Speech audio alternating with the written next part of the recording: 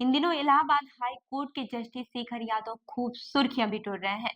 पिछले दिनों विश्व हिंदू परिषद यानी कि बीएचपी के एक कार्यक्रम में उनकी टिप्पणी को लेकर विवाद खड़ा हो गया था।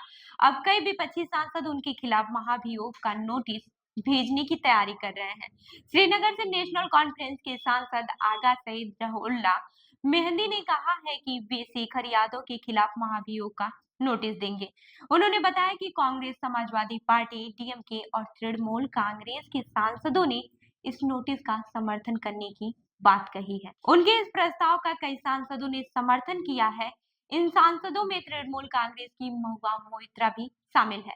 उन्होंने सोशल मीडिया प्लेटफॉर्म एक्स पर पोस्ट करके लिखा है कि उन्होंने अपनी पार्टी के अन्य सांसदों के साथ जस्टिस यादव के खिलाफ महाभियोग प्रस्ताव पर हस्ताक्षर किए हैं। अब ये विवाद कैसे शुरू हुआ, ये भी जान लेते हैं। रविवार यानी कि 8 दिसंबर को बीएचपी के विधि प्रकोष्ठ यानी कि लीगल सेल ने इलाहाबाद हाई कोर्ट की लाइब्रेरी हॉल में एक कार्यक्रम का आयोजन किया था। इस कार्यक्रम में जस्टिस शेखर यादव के अलावा इलाहाबाद हाई कोर्ट के एक और मौजूदा जज जस्टिस दिनेश पाठक भी शामिल हुए। कार्यक्रम में वक्फ बोर्ड अधिनियम, धर्मांतर कारण एवं निवारण और समान नागरिक संहिता एक संवैधानिक अनिवार्यता जैसे विषयों पर अलग अलग लोगों ने अपनी बातें रखी।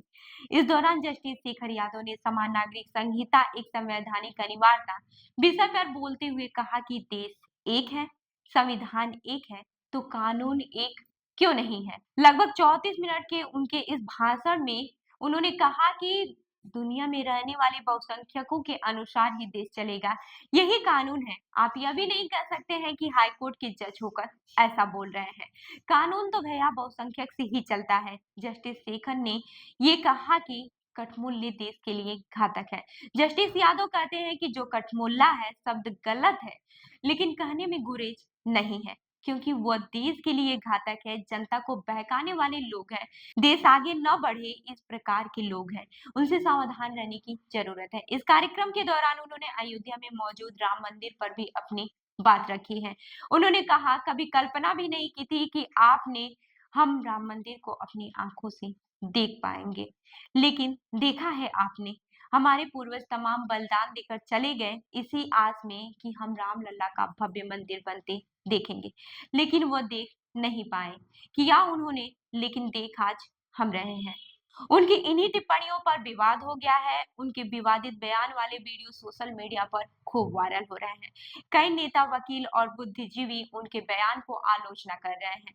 इस प्रकार सवाल भी उठ रहे हैं कि मौजूदा जज का ऐसे कार्यक्रम में शामिल होना कितना उचित है। अब हम आपको बताते हैं जजों के हटाने की प्रक्रिया के बारे में।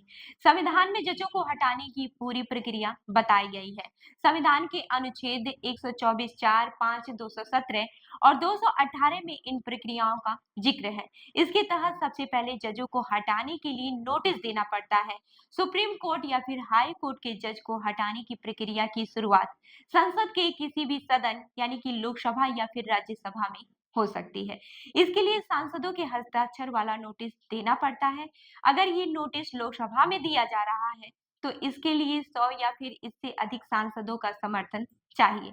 अगर ये प्रक्रिया राज्यसभा में शुरू हो रही है तो इसके लिए 50 या फिर इससे अधिक सांसदों का समर्थन चाहिए। वहीं नोटिस के बाद अगर लोकसभा के स्पीकर या फिर राज्यसभा के सभापति को इसे स्वीकार करते हैं, तभी किसी जज को हटाने की प्रक्रिया आगे बढ़ेगी। संविधान के प्रस्ताव के अनुसार अगर ये नोटिस स्वीकार होता है तो सदन के चेयरमैन या फिर स्पीकर 3 सदस्यीय जांच समिति का गठन करते हैं, ताकि जजों को हटाने के लिए जो आधार बताए जा रहे हैं उनकी जांच हो सके। इस समिति में कौन से सदस्य होते हैं हम आपको ये भी बता देते हैं। सुप्रीम कोर्ट के एक जज होता है, एक हाई कोर्ट के मुख्य न्यायाधीश होते हैं, चेयरमैन या फिर स्पीकर की सहमति से चुनी गए एक न्यायविद। अगर ये नोटिस संसद के दोनों सदनों में स्वीकार किया जाता है तो जांच समिति का गठन लोकसभा के स्पीकर और राज्यसभा के सभापति मिलकर करते हैं। ऐसी स्थिति में जिस सदन में बाद में नोटिस दिया जाता है उसे रद्द माना जाता है। जांच समिति अपनी पड़ताल के बाद ही औपचारिक रिपोर्ट बनाती है। इस रिपोर्ट को संबंधित सदन के स्पीकर को दिया जाता है। सदन के स्पीकर इस रिपोर्ट को सांसदों के सामने रखते हैं। अगर जांच रिपोर्ट में जज को दोषी पाया जाता है तो जज को हटाने का प्रस्ताव संसद के दोनों सदनों में मतदान के लिए रखा जाता है। संविधान के अनुच्छेद 124(4) के मुताबिक जज को हटाने की प्रक्रिया तभी आगे बढ़ती है जब इस प्रस्ताव को दोनों सदनों में कुल सदस्यों में से बहुमत का समर्थन मिलता है। इसके साथ ही अगर प्रस्ताव का समर्थन करने वाले सांसदों की संख्या सदन में मौजूदा और मतदान करने वाले सदस्यों की 2/3 संख्या में कम नहीं होनी चाहिए। जजों को हटाने की सारी प्रक्रिया अगर पूरी हो जाती है तो ये प्रस्ताव राष्ट्रपति के पास जाता है। इसके बाद राष्ट्रपति के आदेश पर ही जज हटाए जा सकते हैं। तो इस खबर पर क्या है आपकी राय, हमें जरूर बताएं। मैं हूं रूबी आपके साथ और आप देख रहे हैं जनदर्पण न्यूज। धन्यवाद।